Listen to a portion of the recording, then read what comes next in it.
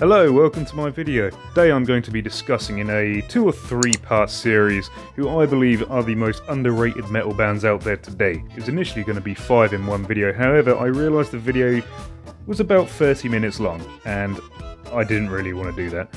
So I've decided to split it up into a very small series, just discussing 2 or 3 bands each video who I believe are the most underrated bands in the metal industry today. Don't forget to like and subscribe, and in the comments tell me who you feel are the most underrated metal bands out there today.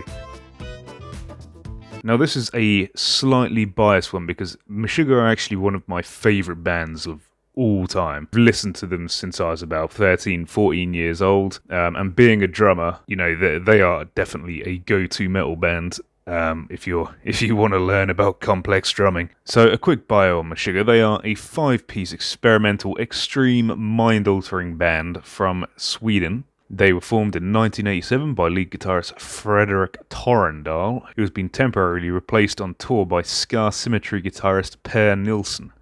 I hope I pronounced that correctly. Alongside the screaming psychopath vocalist Jens Kidman. They were later joined by guitarist Martin Hagström, drummer Thomas Harker, and after going through a couple of bassists, they settled on Dick Lofgren, joining in 2006. They currently have 8 studio albums and 6 EPs to date, and hopefully more in the future. So why do I feel Meshuggah should be on my list? Well, despite the fact that Meshuggah are actually pretty huge in the metal world, there is very good reason. In the late 80s, when everyone was talking about thrash metal bands such as Metallica, Megadeth, Slayer and Anthrax, Meshuggah was rising up from the underground 5,000 miles away in Sweden. They took those aggressive thrash metal guitar riffs and thought, how can we make this even heavier? Naturally, they switched to 7-string guitars, later to switch even deeper to 8-string guitars, and completely destroyed the concept of standard 4/4 timing. On their song Spasm, on the album Nothing, they tuned all the way down to 9 strings.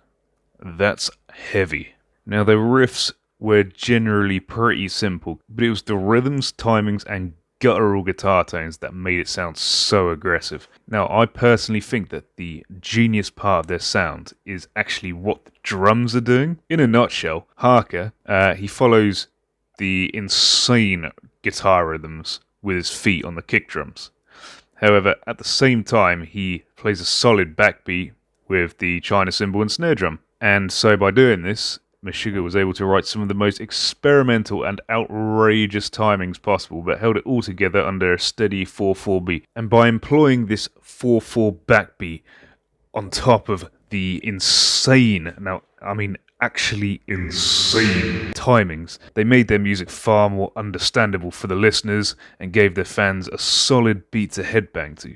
Now they are also one of, if not the pioneering band in the subgenre djent, which some say isn't a subgenre at all, but never mind. In the mid-noughties, musicians like Misha Mansour from Periphery and bands like Tesseract and Volume started writing this kind of music. I mean, obviously inspired by Meshuggah. They used the concept of heavily down-tuned 8-string guitars, syncopated and polyrhythmic guitar riffs being played under a steady backbeat, and thus lighting the fire for one of the biggest metal subgenres of the late noughties, early teens, and still heavily in use today. In fact, Meshuggah's inspiration didn't just stop with djent. The polyrhythmic breakdown concepts can be heard all over the place. Enough rambling. I believe Meshuggah are actually pretty underrated despite their presence in the metal world. Not simply because of how ridiculously good they are on their instruments, but how much influence a band like them has had on the metal industry over the last 20-30 years. I've seen Meshuggah quite a few times live, and in all honesty, probably the most intense concerts I have ever been to. By the way, if you are sensitive to strobe lighting, do not go and see Meshuggah live. Anyway, if you've never heard of Meshuggah before, I recommend you go and check out the following tracks to really get a sense of what they're about.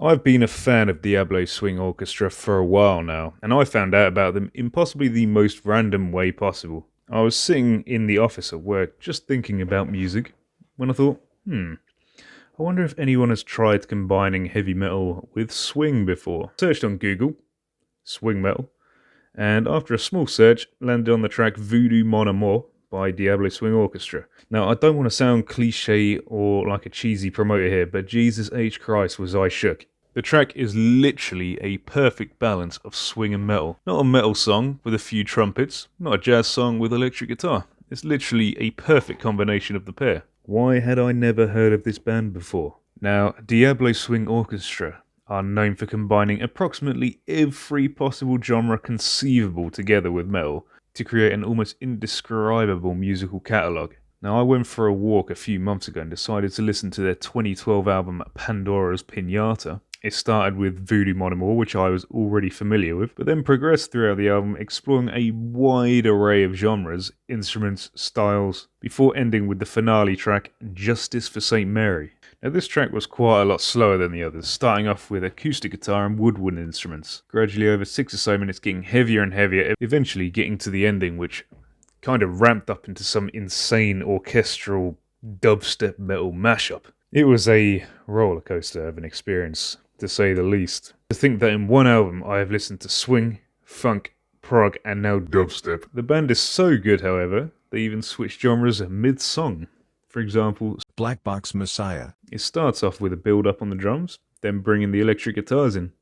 It sounds like they are going into a huge metal song, but nope, they suddenly drop into an almost musical style song, then into goblin metal, then goes into some sort of wild gothic polka metal track with strange, yet somewhat hilarious chipmunk vocals. It's mental. That track would definitely be suitable as the soundtrack to an outlandish, cocaine-fueled Tim Burton movie for sure. But yes, I think these guys are underrated simply because of how much musical experimentation they bring to the genre. I highly recommend this band. Any particular songs? Every song. Literally every song. They are that good. Thank you for making it to the end of my video. I really appreciate it. Don't forget to like and subscribe, and leave in the comments who you think are the most underrated bands in the metal industry today. Stick around for part 2, which will be coming out in the next couple of days, hopefully, and I'll see you there. Take it easy.